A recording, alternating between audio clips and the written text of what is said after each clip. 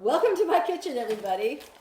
As you know, I like to partake in tremendous gastronomic delight, and I am going to share something with you today that you'll be able to use on every holiday if you don't like turkey and you happen to live in the woods or on a road with a lot of traffic.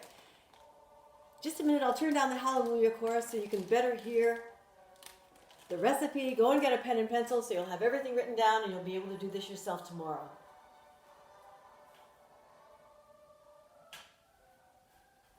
There's nothing quite like putting you in the mood to be in your kitchen and the Mormon Tabernacle Choir singing Hallelujah. But let's get right to it. This is 51 ways to a man's heart or his coronary artery. But today, we're going to go for the 52nd way. And then you might know why I'm single, but that's besides the point. Everybody likes to eat, right? Today I went out for my run and I just enjoyed it so much. Everything was going so well, and then of course the worst thing happened. I came across something that had been run over. And I said, what can I do? What can I do? You know, it was already expired, so I said, well, I'll take it home and cook it. I'll get it for you now. If you don't like turkey, if you don't like roast beef, if you don't like anything else, or you're on a budget and you live close to a busy road, you too might be able to find yourself a squirrel. There's nothing like it, and I'm going to teach you how to prepare it right now. Okay, you lay it down on your counter.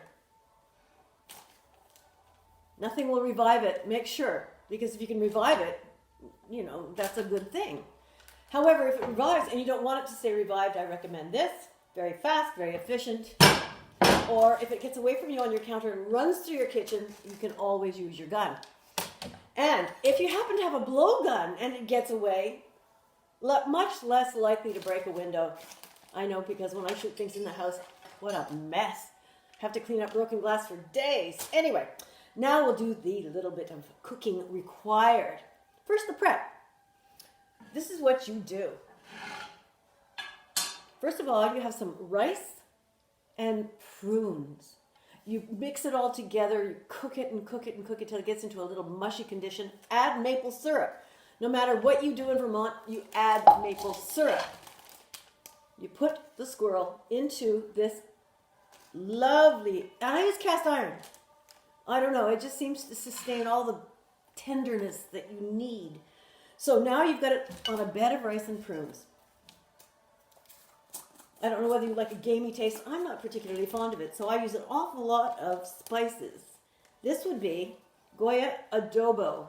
You can get it anywhere, and it kills lots of things, and it tastes delicious. Of course, teriyaki sauce is the go-to for tenderness around here. Otis Redding said, try a little tenderness. I'm sure he was thinking of teriyaki sauce. There you go. And you can spread it as thinly or as thickly as you want, and it'll still be fabulous. Now, to preserve anything, for instance, if you want to keep the skin after you cook it, this won't hurt. It helps dehydrate. So you add quite a bit of salt. I always find that a lot of salt on anything makes great flavor, and I could have a salt lick on my table. My tongue would be on that thing nonstop. In order to make it look really pretty, and to get a little vitamin A and vitamin C, you can go to your local grocery store, and if the grapes happen to be less than $2.99 a pound, it's so expensive, you just sprinkle those all around the little fella. There you go. And because it is festive season, you don't want to be without cranberries.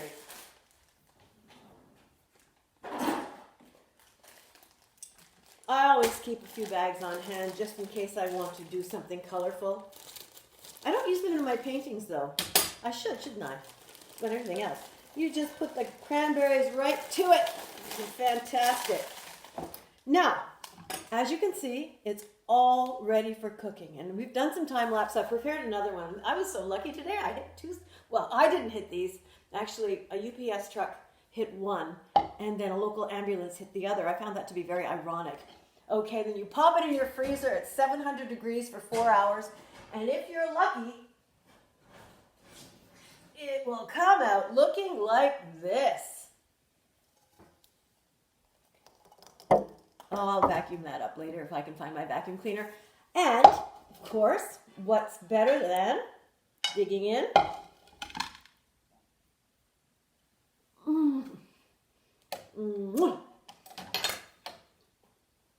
Cook as much as you want, folks. I hope you live on a busy road.